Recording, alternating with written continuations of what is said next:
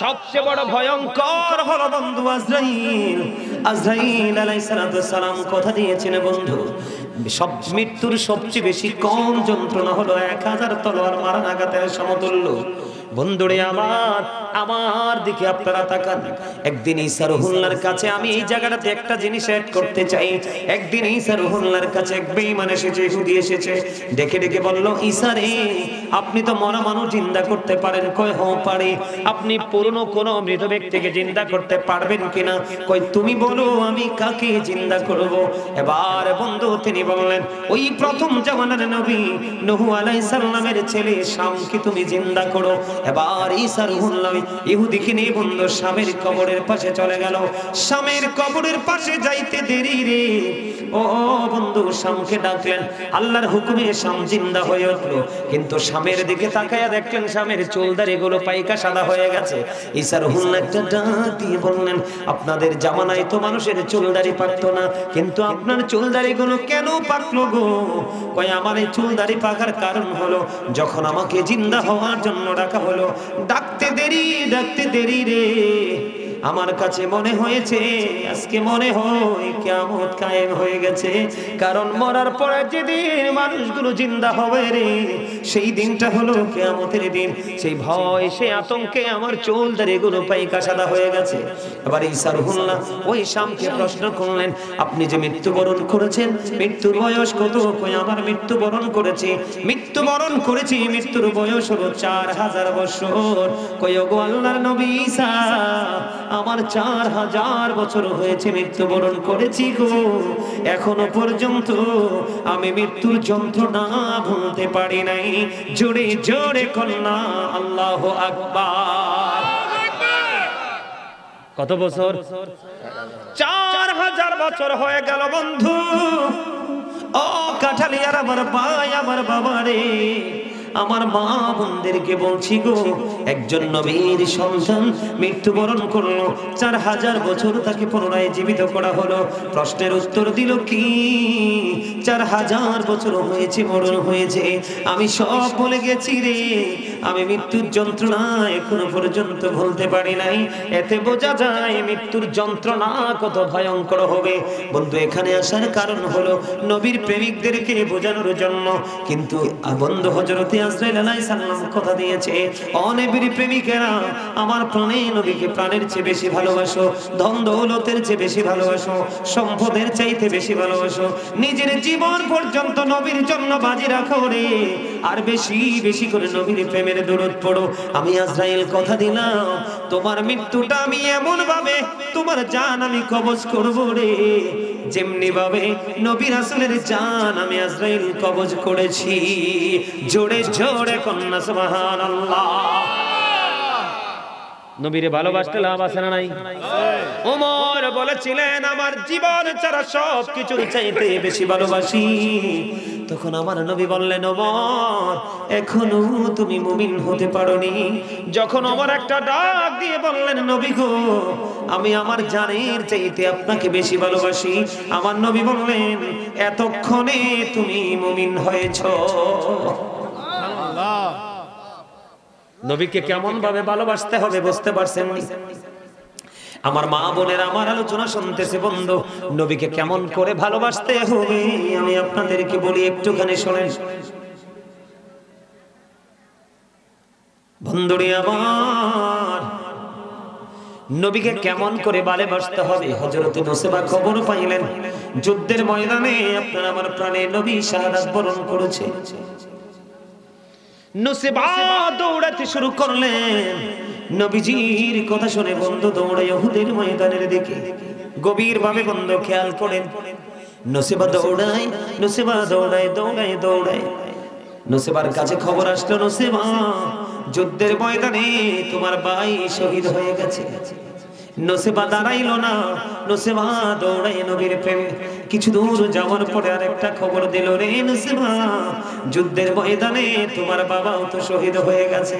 তারপরে নুসবা দাঁড়ায় না, নুসবা বন্ধু উহুদের ময়দানের দিকে দৌড়ায়।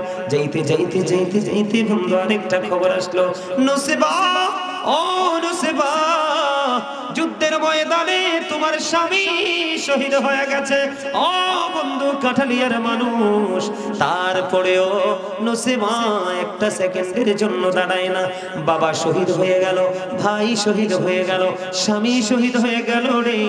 একটা নারীর জীবনে তিনটা পুরুষ অত্যন্ত গুরুত্বপূর্ণ, ঠিক কিনা বলেন? ভাই বাবা স্বামীর চেয়ে প্রিয় আর কেউ হতে পারে না। ও বন্ধু নুসেবা কেমন নবীর প্রেমিক, একটা একটা করে খবর শুনলেন, দাঁড়ালেন না। যাইতে যাইতে যাইতে যাইতে আপনার আমার প্রাণী নবীর সাথে বন্ধু দেখা হয়ে গেল। আমার নবী যে একটা ডাক দিয়া বলল, নুসেবা ও নুসেবা, আজকে তো তোমার অনেক বড় ক্ষতি হয়ে গেল, তোমার ভাই বাবা স্বামী শহীদ হয়ে গেল। নুসেবা একটা ডাক দিয়ে বললেন, ইয়া রাসূলুল্লাহ, ইয়া হাবিবাল্লাহ, নবী গো, ও প্রাণের নবী গো, আমার ভাই বাবা স্বামী শহীদ হয়ে গেছে ইয়া রাসূলুল্লাহ, আমার বিন্দু পরিমাণ কোনো দুঃখ নাই গো, আমি আপনার নবীকে পেয়েছি তো সব পেয়ে গেছি। জোরে জোরে কন্যা সুবহানাল্লাহ। বন্ধু নবীর মহব্বত, আপনি যদি আপনার প্রাণের নবীকে ভালোবেসে প্রত্যেকটা জুমার দিনে যদি মাত্র 80 বার যদি দরুদ পড়তে পারেন গো, মাত্র 80 বার যদি দরুদ পড়তে পারেন, আমার নবীজি জানিয়ে দিয়েছে তোমার 80 বছরের সগীরা গুনাহ আমার আল্লাহ মাফ করে দেয়। আর জোরে বলেন না সুবহানাল্লাহ। বন্ধু নবীনগর কাঠালিয়ার আমার যুবক, আমার ভাই, আমার বাবা রে, আমার মা, আমি আমার বোনদেরকে ডেকে ডেকে বলবো গো, হৃদয়ের জানালা খুলে আমার কথাগুলো শোনো। নবীর প্রেম, নবীর ভালোবাসা তোমার জীবনে কত নিয়ামত বয়ে নিয়ে আসবে বন্ধু। দাইলামি শরীফের মধ্যে এসেছে হাদিস খানা, হাদিসের রাবি হলেন হযরত আনাস রাদিয়াল্লাহু তাআলা আনহু। আমার নবী, আপনার নবী, দু জাহানের বাদশা নবী, রাহমাতুল লিল আলামিন নবী, তিনি জানিয়ে দিয়েছেন কেউ যদি প্রাণের নবীকে ভালোবাসিয়া প্রতিদিন যদি বন্ধু মাত্র 1000 বার যদি দরুদ পড়তে পারো গো, আমার নবীজি জানিয়ে দিয়েছেন সেই জান্নাত না দেখা পর্যন্ত তার মরণ হবে না। মাত্র 1000 বার নবীর প্রেমের দরুদ, কতবার? আপনি যদি মাত্র 1000 বার নবীকে ভালোবেসে দরুদ পড়তে পারেন, আমার নবীজি কথা দিয়েছে তুমি জান্নাত না দেখা পর্যন্ত তোমার মরণ হবে না। জোরে জোরে কন্যা সুবহানাল্লাহ, আরো জোরে বলেন না সুবহানাল্লাহ।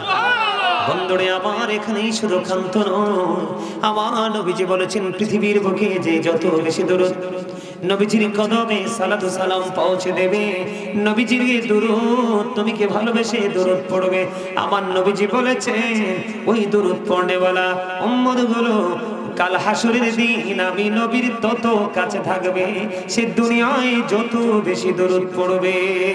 জোরে জোরে কন্যা সুবহানাল্লাহ, আর জোরে বলুন না সুবহানাল্লাহ।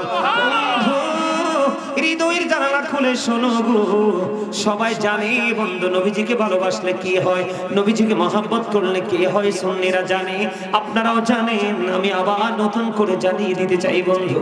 ইসলামের বিশিষ্ট ফেরেশতা আছে কয়জন? 4 জন। কয়জন? হযরত জিবরাইল, হযরত মিকাইল, হযরত ইসরাফিল, হযরত আজরাইল আলাইহিস সালাম। বন্ধু 4 জন ফেরেশতা। কয়জন? আরো জোরে বলেন না কয়জন? আপনি যদি আপনার প্রাণের নবীকে ভালোবাসতে পারেন রে, আমার দিকে তাকান বন্ধু, আপনি যদি আপনার প্রাণের নবীকে ভালোবাসতে পারেন বন্ধু, হযরত জিবরাইল কথা দিয়েছে নবীর প্রেমিকারা চিন্তা করো না, টেনশন করো না, তোমাদের জন্য ভয়ঙ্কর একটা ফল আছে যেটার নাম হলো ফুলছেরাতের ফল, যেটা চুলের চাইতে চিকন হবে, হীরার চাইতে ধার হবে, উপরের দিক থেকে আগুন ঝুলন্ত থাকবে, নিচের দিক থেকে বন্ধু আগুনটা উদিত অবস্থায় থাকবে রে বন্ধু। এত ভয়ঙ্কর, যেটার নিচেই হলো বন্ধু জাহান্নাম। এই জাহান্নামের উপর থেকে তলদেশে গিয়ে পৌঁছতে পৌঁছতে একটা জাহান্নামের কম পক্ষে সময় লাগবে 74 বছর। জোরে জোরে কন্যা আল্লাহু আকবার। এত ভয়ঙ্কর ফুলছেরাতের ফুল ওই জাহান্নামের উপরে। জিবরাইল বলল নবীর প্রেমিক, নবীর প্রেমিকেরা রে, তোমরা চিন্তা করো না, টেনশন করো না, আমি জিব্রাইল আছি রে। ও জিব্রাইল, তুমি কি করবে? জিব্রাইল বললেন, আমি ওই নবীর প্রেমিক দরুদ পড়নেওয়ালা বান্দাগুলোকে আমি জিব্রাইল নিজে দায়িত্ব নিয়ে ফুলসিরাতের পোলটা পার করে দেব। সুবহানাল্লাহ, জোরে জোরে কন্না সুবহানাল্লাহ। আমার নবীকে ভালোবেসে দুরূদ পড়লে বন্ধু লাভের কোনো শেষ নাই। আমার আল্লাহ নিজেও ফেরেশতাদেরকে নিয়ে আমার নবীর উপরে দুরূদ পড়ে, রেখে না বলা, ইন্নাল্লাহ ওয়া মালাইকাতাহু ইউসাল্লুনা আলান নবী ইয়া আইয়ুহাল্লাযীনা আমানু সাল্লু আলাইহি ওয়া সাল্লিমু তাসলিমা। আল্লাহুম্মা সাল্লি আলা সাইয়্যিদিনা মাওলানা মুহাম্মদ ওয়া আলা আলি সাইয়্যিদিনা মাওলানা মুহাম্মদ। সবাই পড়ে না শোগো আমার প্রাণের নবীজি, বসো আমার অন্তরে, প্রাণে ভরিয়া দেখিব তোমায়, এই দেহে প্রাণ থাকিতে। আল্লাহুম্মা মুহাম্মদে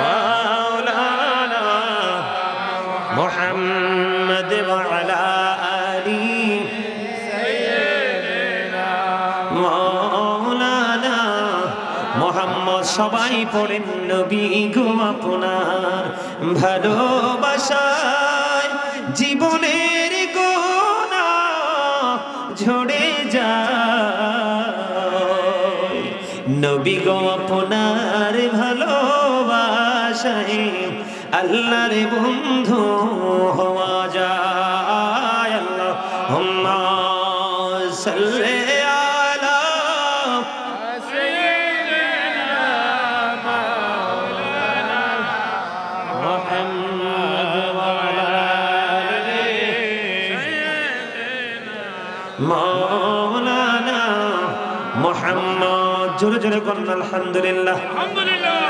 ভালো লাগছে না? একটু দরুদ পড়ছি যে মহব্বত লাগছে নি? নবীর প্রেম কোনদিন বন্ধু মরে না। নবীর প্রেম হলো আমার আল্লাহ পাওয়ার দলিল। নবীকে মানলে আল্লাহ মানা হয়ে যায়, নবীর প্রেমিক আলেমকে মানলে নবী মানা হয়ে যায়। জোরে জোরে বলুন না সুবহানাল্লাহ। বন্ধুরে আমার, কাল হাসুরের দিন ইসরাফিল আলাইহিস সালাম সিংহায় ফু দিবে, ঠিক কিনা বলেন? মিকাইল আলাইহিস সালাম তিনি বলে দিয়েছেন, বন্ধু কাল হাসুরের দিন আমি মিকাইল নবীর প্রেমিক যারা নবীকে ভালোবেসে সকাল নাই দুপুর নাই সন্ধ্যা নাই তার নির্দিষ্ট ফরজ ওয়াজিব আমলের ফাঁকে ফাঁকে আমার নবীকে ভালোবেসে রে দরুদ পড়েছে, আমি মিকাইল বন্ধু তার কাল হাসরের ময়দানে তাদের জন্য হাউজে কাউসারের পানির ব্যবস্থা করব। জোরে জোরে কন্না সুবহানাল্লাহ। বন্ধু ইসরাফিল আলাইহিস সালাম সিংহায় ফু দিবে, আপনারা তো জানেন কিয়ামত হবে। তিনি বলে দিয়েছেন আমি তাৎক্ষণিকভাবে কাল হাসরের দিন সিজদায় পড়ব।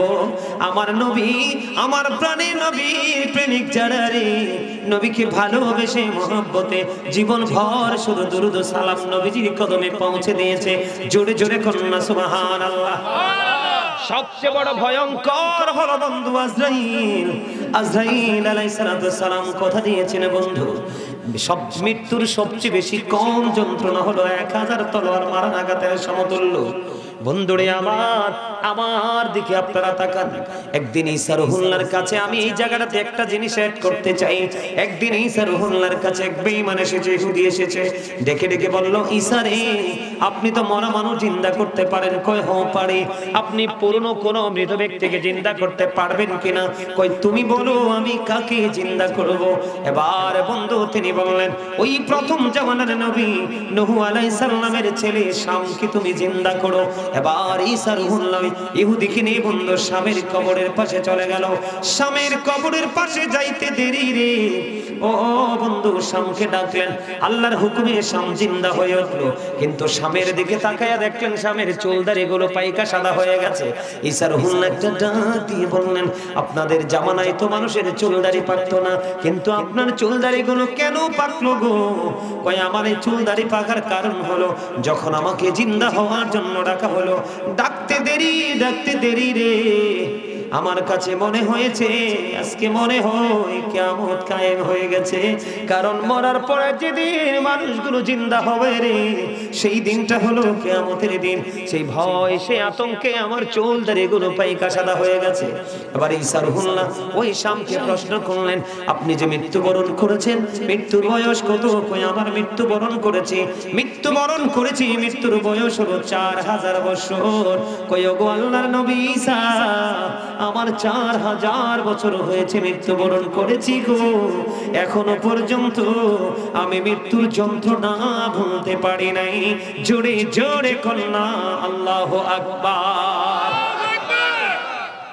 কত বছর? 4000 বছর হয়ে গেল বন্ধু।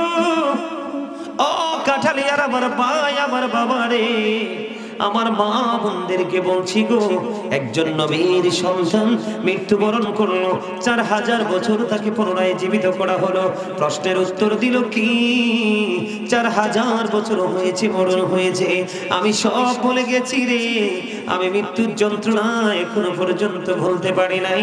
এতে বোঝা যায় মৃত্যুর যন্ত্রণা কত ভয়ঙ্কর হবে। বন্ধু এখানে আসার কারণ হলো নবীর প্রেমিকদেরকে বোঝানোর জন্য। কিন্তু বন্ধু হযরতে আজরাইল আলাইহিস সালাম কথা দিয়েছে, ও নবীর প্রেমিকেরা, আমার প্রাণে নবীকে প্রাণের চেয়ে বেশি ভালোবাসো, ধন দৌলতের চেয়ে বেশি ভালোবাসো, সম্পদের চাইতে বেশি ভালোবাসো, নিজের জীবন পর্যন্ত নবীর জন্য বাজি রাখো রে, আর বেশি বেশি করে নবীর প্রেমের দরুদ পড়ো। আমি আজরাইল কথা দিলাম, তোমার মৃত্যুটা আমি এমন ভাবে তোমার জান আমি কবজ করব রে, যেমনি ভাবে নবী রাসূলের জান আমি আজরাইল কবজ করেছি। জোরে জোরে কন্যা সুবহানাল্লাহ। নবীরে ভালোবাসতে লাভ আছে না নাই? ওমর বলেছিলেন, আমার জীবন ছাড়া সব কিছুর চাইতে বেশি ভালোবাসি।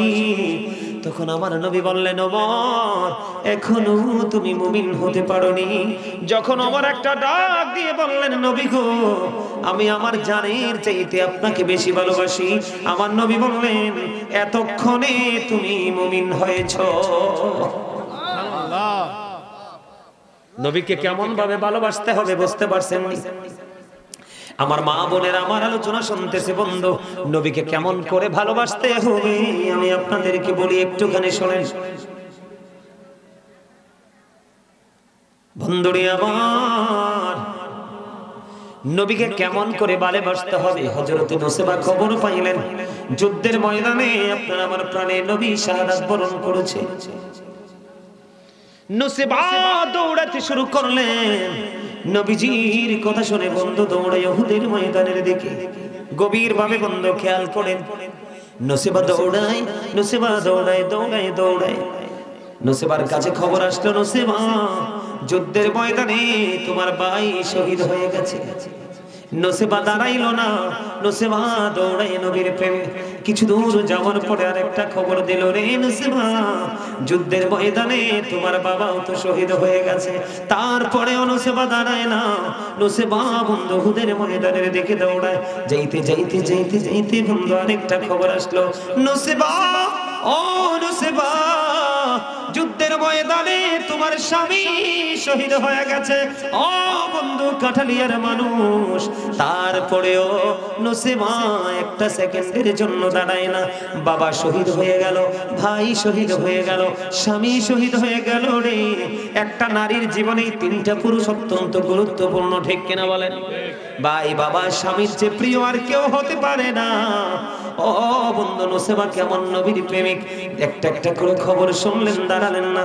যাইতে আপনার আমার প্রাণী নবীর সাথে বন্ধু দেখা হয়ে গেল। আমার নবী যে একটা ডাক দিয়া বলল, নুসেবা ও নুসেবা, আজকে তো তোমার অনেক বড় ক্ষতি হয়ে গেল, তোমার ভাই বাবা স্বামী শহীদ হয়ে গেল। নুসেবা একটা ডাক দিয়ে বললেন, ইয়া রাসূলুল্লাহ, ইয়া হাবিবাল্লাহ, নবী গো, ও প্রাণের নবী গো, আমার ভাই বাবা স্বামী শহীদ হয়ে গেছে ইয়া রাসূলুল্লাহ, আমার বিন্দু পরিমাণ কোনো দুঃখ নাই গো, আমি আপনার নবীকে পেয়েছি তো সব পেয়ে গেছি। জোরে জোরে কন্যা সুবহানাল্লাহ। এমন ভাবে করতে হবে বন্ধু আমার নবীর সাথে প্রেম। আমি আপনাদেরকে আরো কিছু তথ্য দিব, নিবেননি? কথা বলেন না, নিবেননি?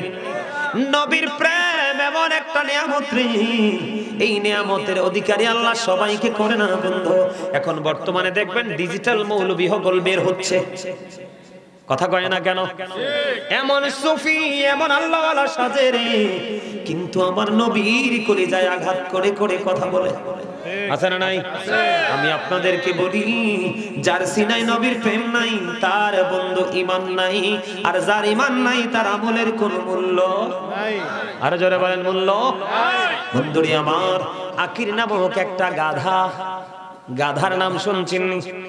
হাদিস শরীফের মধ্যে এসেছে বন্ধু, আকির নামক একটা গাধা।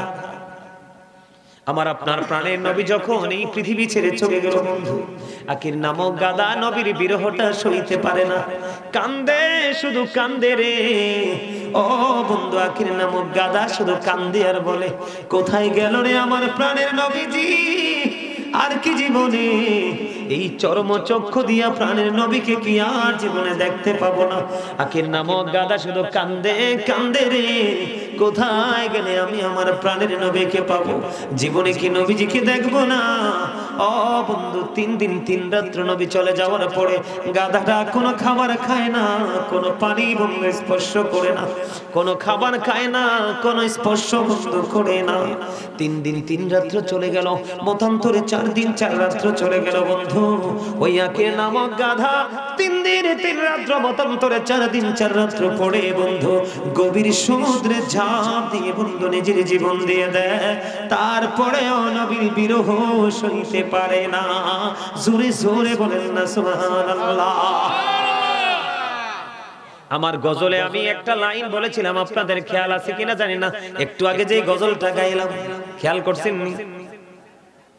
ও গো নবীজি কেমন করি বলো তোমায় দেখি, আছো তুমি ওই মদিনায়, আছো তুমি ওই মদিনায়, সঙ্গে নিয়ে তুই প্রেমিক সাথী, কেমন করে বলো তোমায় দেখি।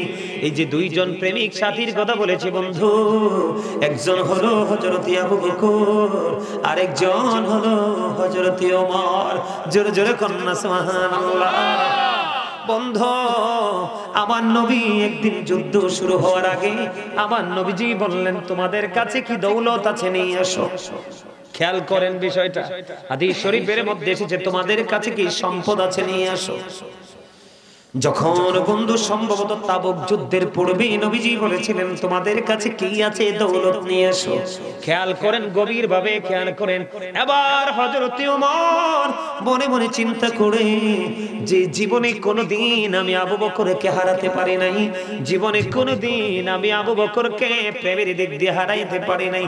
আজকে আমার কাছে ভালো সম্পদ আছে, দৌলত আছে, আমি নিয়ে আসবো। আশা করি রে আজকে আমি আমার ওই দানের মাধ্যমে নবীজির কাছে দৌলত তুলে দেওয়ার মাধ্যমে আবু বকরকে হারাতে পারবো। নবীর ভালোবাসা, নবীর প্রেম, নবীর কথার মর্যাদা কত কেমন করে সাহাবীরা পালন করেছেন। এবার বন্ধু কি করলেন? হযরত ওমর, ওনার মনের মধ্যে ফিলিংস হলো আবু বকরকে হারাবে, কি করবে? কিন্তু আমরাও তো নবীর উম্মত, আমাদের মধ্যে একটা বারের জন্য বন্ধু এই চিন্তাটা আসে না, আমার গ্রামের ওই ছেলেটা 5 ওয়াক্ত নামাজ পড়ে, আমি তাকে কেমন করে হারাবো, এই চিন্তা কিন্তু আমাদের মধ্যে আসে না, ঠিক কিনা বলেন? আসে টাকা ইনকাম বা বাড়ি গাড়ি দুনিয়ার কর্ম নিয়ে কম্পিটিশন বন্ধু। এবার হযরত ওমর যখন আমার নবীর কাছে তার জমা করা সম্পদ এনে দিল, দেওয়ার পরে আমার নবীজি ওমরকে একটা ডাক দিলেন, ওমর তুমি তোমার ফ্যামিলির জন্য কি রেখে এসেছো? এবার ওমর একটা ডাক দিয়ে বললেন, ইয়া রাসূলুল্লাহ, আমি আমার ফ্যামিলি পরিবারের জন্য অর্ধেক রেখে এসেছি। জোরে জোরে বলুন সুবহানাল্লাহ। সুবহানাল্লাহ। কি রেখে এসেছি? আমার ওয়াজ শুনেন নাই? মাত্র চেয়ারটা এদিক থেকে একজনের উপরে দিছে, যে কোন একজনে বসার জন্য। আমি দেখলাম ম্যাক্সিমাম লোক চেয়ারটার দিকে তাকায় রয়েছেন। কোথায় ওয়াজ করি? কি বুঝাইতে চাই আপনাদেরকে? আপনারা বুঝেন না। যদি বুঝতেন তাহলে চেয়ারটা একজনে দিছে আর একজনে নিবে, জাস্ট এতটুকুই, শেষ। ওমর, তুমি কতটুকু রেখে এসেছো ইয়া রাসূলুল্লাহ? আমি আমার ফ্যামিলির জন্য অর্ধেক রেখে এসেছি, আর অর্ধেক আপনার জন্য নিয়ে এসেছি। এবার ওমর চলে গেল, আবু বকর আসলো। আবু বকরকে আমার নবী প্রশ্ন করলেন, আবু বকর, তুমি তোমার ফ্যামিলি পরিবারের জন্য কি রেখে এসেছো? এবার আবু বকর একটা ডাক দিয়ে বললেন, ইয়া রাসূলুল্লাহ, ইয়া হাবিবাল্লাহ, নবী গো, আমার ফ্যামিলি পরিবারের জন্য আমি আল্লাহ এবং আল্লাহর হাবিবকে রেখে এসেছি। দৌলত যা ছিল সব আপনার কাছে তুলে দিয়েছি। জোরে জোরে কন্যা সুবহানাল্লাহ। বুঝতে পারছেন না? প্রেম আসেনি? ওমরের প্রেম কেমন, যে আমি আজকে নবীর সাথে আবু বকরের সাথে প্রেমের যুদ্ধে আজকে আবু বকরকে হারাবো। ওমরের প্রেম আর আবু বকরের প্রেম তো এটা অতুলনীয়। আবু বকরের প্রেমকে পৃথিবীর কোনো কিছুর সাথে তুলনা করা যায়? আরে এক সেকেন্ডের কিছু সময়ের প্রেম আবু বকরের আর ওমরের জীবনে হিসাব করলে আকাশের তারার চাইতে বেশি হবে আমল। এই আমল যদি এক পাল্লা দেওয়া হয় আর ওমরের আবু বকরের কিছু সময়ের প্রেম যদি এক পাল্লায় তুলে দেওয়া হয়, আবু বকরের প্রেমের পাল্লাটাই ভারী হয়ে যায়। জোরে জোরে কন্যা সুবহানাল্লাহ। ওমর আনলো অর্ধেক, আবু বকর নিয়ে আসলো সব। নবী গো, যা ছিল সব নিয়ে আসছি গো, ফ্যামিলির জন্য কিছু রেখে এসো নাই। নবী গো, রাইখাইছি গো। কি রেখে এসেছো? কয়, আমি আমার আল্লাহ এবং আমার প্রাণের রাসূলকে আমার ফ্যামিলির জন্য রাইখা আসছি। সুবহানাল্লাহ। কত গভীর প্রেম! এমন প্রেম যদি করতে পারো রে, তাহলেই বন্ধু জীবন ধন্য হয়ে যাবে। এখন আপনারা মনে মনে ভাবতে পারেন, বলে হুজুর, আমি কেমন করে নবীকে ভালোবাসবো? আপনি আপনার নবীকে ভালোবাসবেন, প্রথমত আহলে সুন্নাত ওয়াল জামাতের যে আকীদা, এটার মধ্যে 100% আসতে হবে। কি করতে হবে? যেমন বলে হুজুর, কেমন করে আসবো আমি যে 100% আসি, এটা আমি কেমন করে বুঝবো? একদল আল্লাহর ওলির মাজার ভাঙতে যায় আর আপনি মাজারকে রক্ষা করতে যাবেন, তাহলে আপনি 100% সুন্নি জামাত। সোজা বলে দিলাম আর কি। একদল আমার নবীকে ছোট করে কথা বলে, নবীর ইজ্জতের চাদর ধরে টান দিয়ে কথা বলে, আর আপনি যদি মুমিন হন, সে যত বড়ই হোক, যত হাজার কোটি টাকার মালিক হোক, আপনি তার মুখে মুখে বলে দিবেন, তুমি আমার নবীকে এটা বলতে পারো না, আমার নবীর সঙ্গে শব্দটা যায় না, তাহলে আপনি মনে করবেন আপনি সুন্নি জামাত। এখন অনেক বড় বড় স্কলারশিপ নিয়ে এসে বলে আমার নবী আমাদের মতো। আপনারা কি এটার পক্ষে? নবীজি কি আপনার আমার মতো? নবীজি আজ থেকে 1450 বছর আগে নবীজি চ্যালেঞ্জ করেছে, ক্বালা আইয়ুকুম মিসলি, তোমরা কে আছো আমার মতো? ওই তৎকালীন সময় থেকে আজ পর্যন্ত কেউ হাত তুলতে পারে না। কারণ পারবে কেমন করে? আপনার আমার প্রাণের নবী বেনজির ও বেমিসাল। জোরে জোরে কন্যা সুবহানাল্লাহ। আলা হযরত কি বলেছে বলবো নি? একটা কথা বলেন না। আলা হযরত কি বলছে বলবো নি? আলা হযরত বলেছে, খালিক কুল্লি আফিকু মালিক কুল বানা দিয়া, दोनों जहां है आपके कब्जा इख्तियार में। जोरे जोरे कन्ना मारहाबा। আলা হযরত বলেছে, আল্লাহ সবকিছুর মালিক, মালিকানা দিয়েছে আপনার আমার প্রাণের নবীর হাতে। দোনো জাহাঁ হ্যায় আপকি কবজা ইখতিয়ার মে, দোনো জাহাঁ আমার নবীর ইচ্ছার উপর ছেড়ে দিয়েছে আমার আল্লাহ। সুবহানাল্লাহ। জোরে কন্না সুবহানাল্লাহ। আরো জোরে, আরো জোরে। আল্লাহ হযরত কি বলেছে? সবসে আওলা ওয়ালা মারা নবী, সবসে বালা ওয়ালা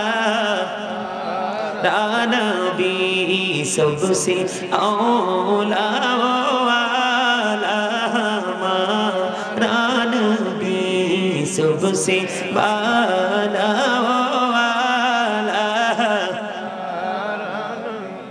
अपने मौला का प्यारा हमारा नबी, अपने मौला प्यारा हमारा नबी, दोनों आलम का दुल्हा हमारा नबी, सबसे औला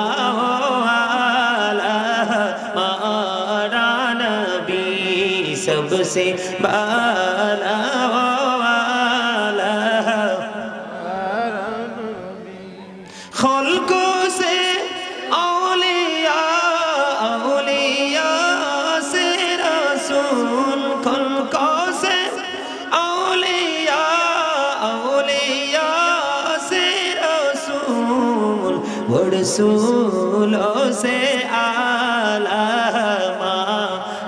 नबी, सबसे औला वाला मारा नबी, सबसे बाला वाला मारा नबी। मरहबा। আলা হযরতের কালাম মজার না? আর জোরে কর না, মজার না? আপনার নবীকে যখন মাটি বলবে আপনি বলবেন নো, আমার নবী নূর, কারণ আমার নবী আসতে দেরি, পৃথিবী থেকে অন্ধকার দূর হইতে দেরি হয়। নূর কি না? এটা হলো আহলে সুন্নাত ওয়াল জামাতের 100% নমুনা। আমি নবীজিকে দাঁড়িয়ে বসে মিলাদ পড়ে নবীজির কদমে সালাত ও সালাম পৌঁছে দেব, এক পক্ষ বলবে বেদাত। আপনি যদি বলতে পারেন নো, এটা নবীর প্রেম, এটা মুস্তাহাব, তাহলে আপনি 100% নবীর প্রেমিক। সোজা কথা। কথা কি বুঝতে পারছেন আপনারা? আরো জোরে বলেন, বুঝতে পারছেন? আমার কথা সহজ না? আপনারা সহজে বুঝতে পারেন?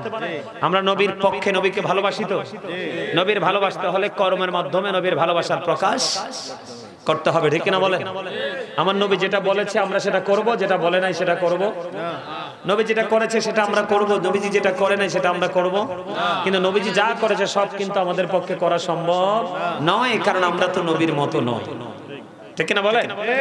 আমার কথা বুঝতে পারছেন আপনারা? তাহলে আমরা আমার নবীকে ভালোবাসবো তো, নবীকে মহব্বত করবো তো। নবীকে মহব্বত না করতে পারলে কিন্তু আপনি আমি নিজেকে আমরা ইমানদার বলে দাবি করতে পারবো না।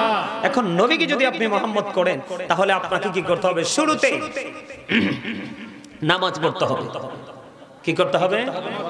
নামাজ। এখন আমাদের সমাজের মধ্যে সুদ আছে, ঘুষ আছে, মিথ্যা কথা আছে, পরনিন্দা আছে, পরের হক নষ্ট করার মানসিকতা আছে না নাই? এগুলো কেন হয় জানেন? আমরা আমাদের নবীজির আদর্শকে অন্তরে ধারণ করতে পারিনি, বাস্তবায়ন করতে পারিনি। এই জন্য, কারণ আল্লাহ রাব্বুল আলামিন সূরা আনকাবুতের মধ্যে বলেছেন ইন্নাস সালাতা তানহা আনিল ফাহশাই ওয়াল মুনকার, নামাজ মানুষকে খারাপ কাজ থেকে বাঁচিয়ে রাখে। আস-সালাতু মিরাজুল মুমিনিন, নামাজ হলো মুমিনদের জন্য মেরাজ। মিফতাহুল জান্নাতিস সালাহ, নামাজ হলো জান্নাতের চাবি। কথা বুঝেন আপনারা? হ্যাঁ, প্রেয়ার ইজ দ্য কি টু প্যারাডাইস, নামাজ হলো জান্নাতের চাবি। খেয়াল করেন, নবীজির মহব্বতের একটা নমুনা দেখাচ্ছি আপনাদেরকে। নিতে রাজি আছেন তো? সবাই বলেন নিতে রাজি আছেন? ইনশাআল্লাহ। নবীজি নামাজ পড়ছে না? কথা বলেন, পড়ছেনি? কিন্তু নবীজি কি নামাজ পড়ার দরকার ছিল? নবীজি যা করেছে সব আপনার আমার জন্য শিক্ষা।